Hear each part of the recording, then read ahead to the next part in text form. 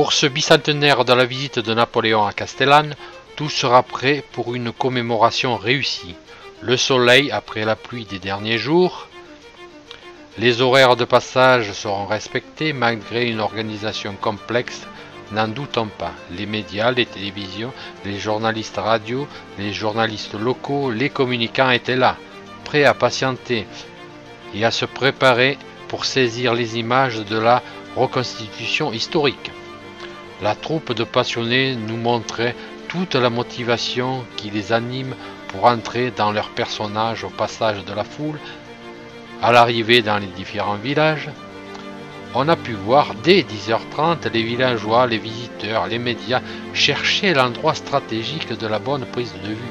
En matière d'information, sur le trajet, ce sera tout au long de la journée un secret gardé avec des indications, puis des contre-indications au fil des conversations et des interrogations.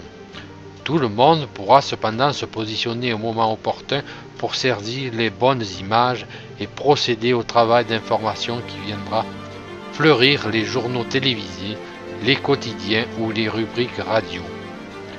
Pour le protocole, tout se déroulera comme prévu. Après le circuit autour de la place Marcel Sauvert, le positionnement des montures sur les emplacements prévus par les bénévoles locaux au centre de la place, la ration distribuée aux chevaux. Protagonistes de la journée se retrouveront autour du maire Jean-Pierre Terrien et de Bruno Dulon de Rosnay, gérant du camping à Castellane et 5e descendant en ligne directe du lieutenant général Louis-Étienne Dulon de Rosnay.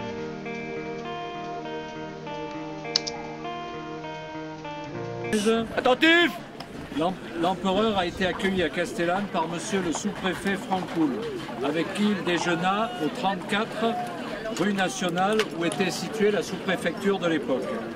Aujourd'hui, exactement 200 ans plus tard, j'ai l'honneur en tant que maire de Castellane et en compagnie de Bruno Dulon de Rosnay, gérant de camping à Castellane et 5e descendant en ligne directe du lieutenant général Louis-Étienne Dulon de Rosnay, d'accueillir le 1er régiment des lanciers polonais et l'empereur composé de cavaliers chevronnés en habit d'époque sous la conduite de M. Simzak. Donc le général Louis-Étienne Dulon de Rosnay s'est illustré pour sa grande bravoure à l'occasion de batailles en Italie dès 1800, puis à Austerlitz en 1815 et au Portugal en 1809, où il sera très grièvement blessé. Nommé général en 1814, Napoléon le présente au roi de Saxe comme un de ses officiers présents au plus grand nombre de batailles et des plus mutilés. Ainsi, aujourd'hui, cette commémoration du passage de l'empereur permettra d'unir notre cité de Castellane et une famille, les Dulon de Rosnay, au travers de leurs racines historiques communes. 2 siècles d'histoire bordent la route Napoléon qui n'existait pas lorsque l'empereur a débarqué à Valoris dans le golfe Juan, le 1er mars 1815. C'est la nationale 85 qui a pris le nom de l'empereur pour devenir la première route touristique à vocation historique. Le retour de son exil forcé à l'île d'Elbe, Napoléon sentant des vents favorables quant à sa possibilité d'un prochain retour au pouvoir, accompagné d'une armée de fidèles, va emprunter cet itinéraire devenu célèbre grâce à l'histoire. Aujourd'hui, en vous accueillant, admirable cavalier du 1er régiment des lanciers polonais, nous rendons hommage 200 ans plus tard à une page de l'histoire qui a marqué en profondeur nos territoires et qui est gravée dans notre mémoire collective. Merci à toutes et à tous de nous faire revivre cet événement.